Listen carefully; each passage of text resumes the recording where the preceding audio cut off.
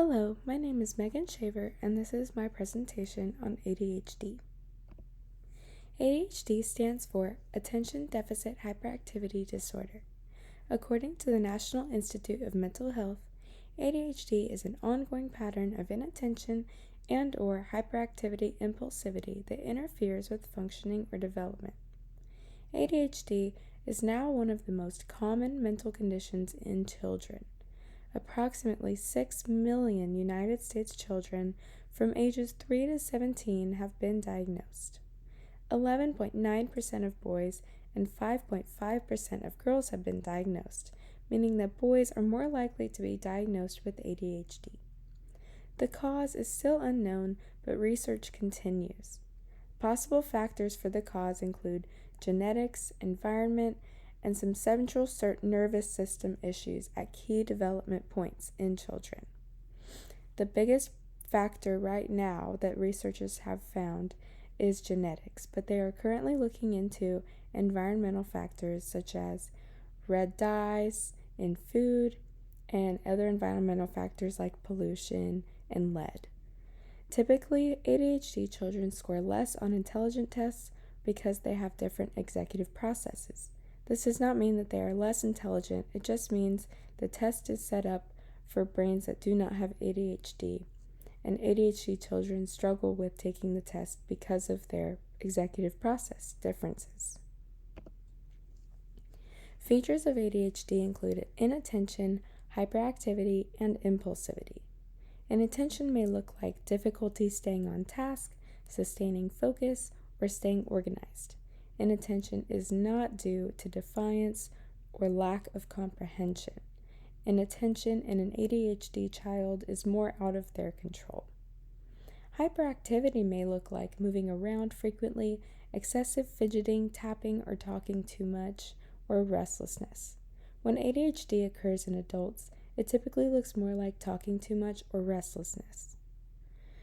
Typically, children outgrow their hyperactive traits during adulthood, so you see less of the first three on that list.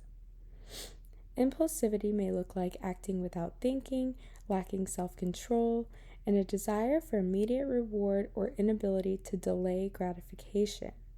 It may look like interrupting others or making important decisions without considering long-term effects. The DSM-5 categorizes ADHD as a neurodevelopmental disorder. They say that it is a persistent pattern of inattention and/or hyperactivity impulsivity that interferes with functioning or development as characterized by inattention on 6 or more of the following symptoms.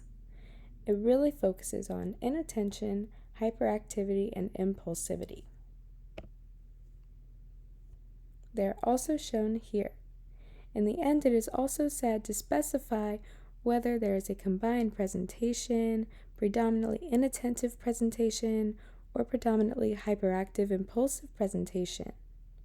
There are many ways to categorize ADHD, and no child with ADHD may look the same. Certain coexisting conditions to ADHD may be oppositional defiant disorder or ODD, conduct disorder, disruptive mood dysregulation disorder, learning disabilities, substance abuse disorders, anxiety disorders, mood disorders, autism spectrum disorder, or tic disorder or Tourette's syndrome. The physiology of ADHD presents itself as brains are different in structure, chemistry, and function. Brains with ADHD are smaller, and the prefrontal cortex develops slower. This does not mean that smaller brains are not as smart. It just means that ADHD brains look a tiny bit smaller. They are only able to find it through computer calculations. Weaker prefrontal cortex functioning is found in ADHD children, especially presenting in the right hemisphere. Prefrontal cortex differences may cause an attention struggle, time blindness, distractibility, trouble regulating emotions, and inability to multitask. When the limbic system is affected in ADHD, emotional outbursts or hypersensitivity may occur. In the limbic system, differences may cause trouble regulating emotions, moodiness, low self-esteem, irritability, or sleep changes. Boys with ADHD have been found to have a smaller basal ganglia, and that can lead to inattention or impulsivity. Basal ganglia differences may cause difficulty prioritizing tasks, impulsivity, hyperactivity, poor planning, and forgetfulness. The reticular activating system, or RAS, with ADHD can cause ADHD sleep issues, and it may misalign the natural circadian rhythm in children. RAS differences may cause impulsiveness, going to sleep late, ADHD insomnia, trouble concentrating, inattention, or hyperactivity. The brain chemistry presents with low levels of dopamine and norepinephrine in ADHD children. When you see a dopamine low level, dopamine controls the pleasure, motivation, and satisfaction. Children with ADHD typically strive for these ADHD dopamine hits, which basically mean instant gratification.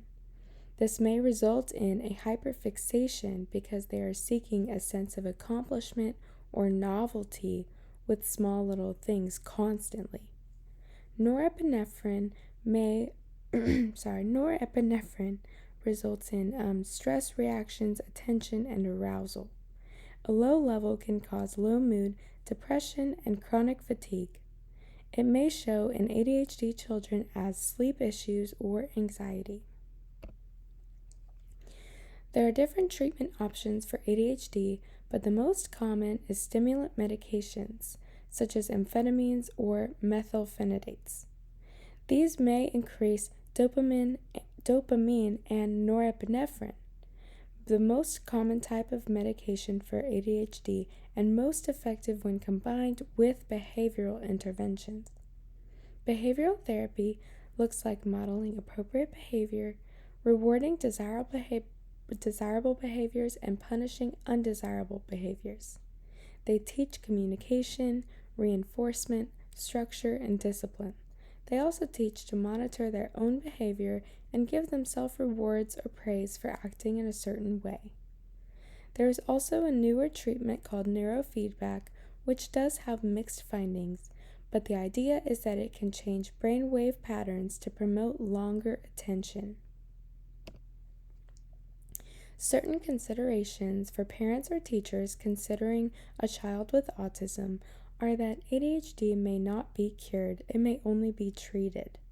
Most children struggle with common ADHD symptoms at certain times, such as inattention, hyperactivity, inattention and hyperactivity.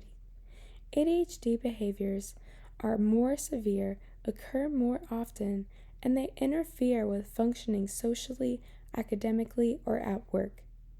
If one of these symptoms presents itself, but in another area of their life it does not present itself, such as the child is at school and has a hard time focusing, but may focus at homework at home, they most likely do not struggle with ADHD. ADHD children may struggle with low self-esteem, troubled relationships, and poor academic performance. Females are less likely to be diagnosed and typically primarily only struggle with inattention. This could mean that females do have ADHD but do not get diagnosed because it doesn't present itself enough. It's easier to catch ADHD when it is interrupting with school by teachers or when they are clearly hyperactive. Struggles with inattention are much harder to diagnose, so this must be taken into account. Also, 30% of children will outgrow their hyperactive symptoms, but their attention and concentration issues will likely occur throughout their life. Researchers are looking into environmental factors such as brain injuries, nutrition, and social environments for certain causes for ADHD. Adults often mistake ADHD for misbehavior with children. Stimulant medication may increase risk for heart problems or psychiatric problems in children.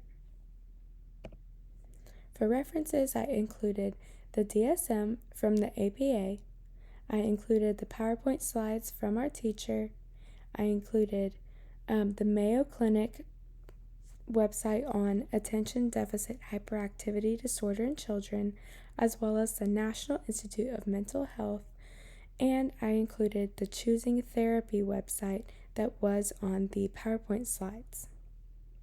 Thank you very much.